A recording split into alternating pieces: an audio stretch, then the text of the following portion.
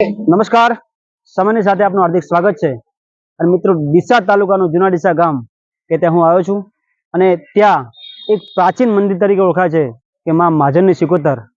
મિત્રો, અહીંયા દર રવિવારે મેળો ભરાય છે કે માતાજી કોઈ પણ કામ અટકી જાય તો માતાજીને કે હે માં, અમારા કામ થઈ જાય તો માં તારા રવિવાર ભરીશ. તો દર રવિવારે અહીંયા લોકો આવતા હોય છે.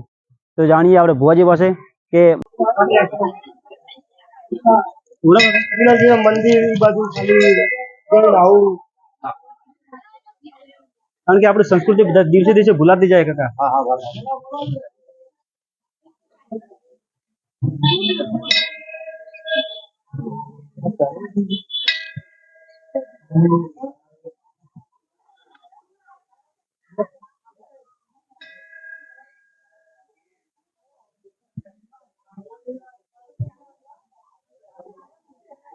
મિત્રો,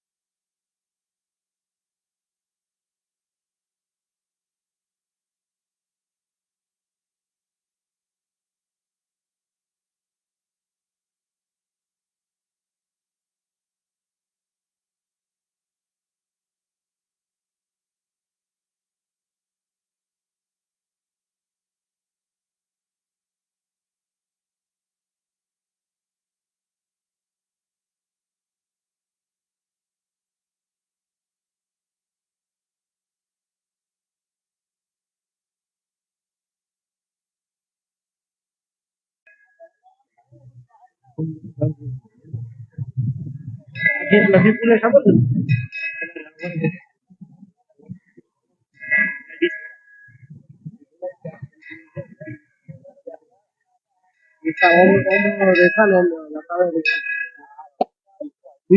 છે. પૈસા નહીં લીધું. મારું શું કામ છે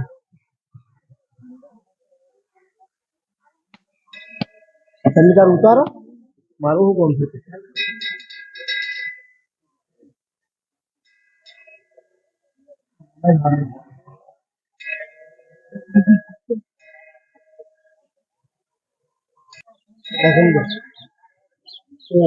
હા બીજું કસ્ટમર આડા દાડા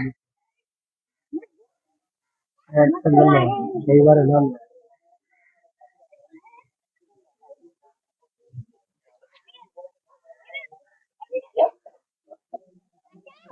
હા કોઈ બોજ બેસી તમે ખાલી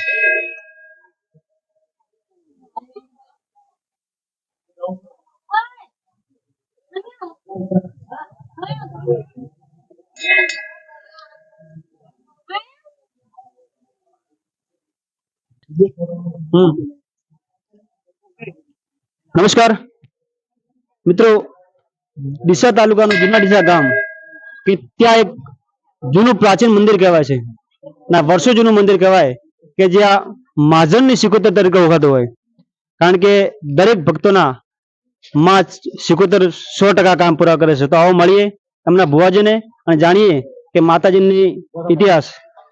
તો ભુવાજી તમારું નામ શું? રમેશભાઈ કાળુભાઈ છે મારું નામ રમેશભાઈ.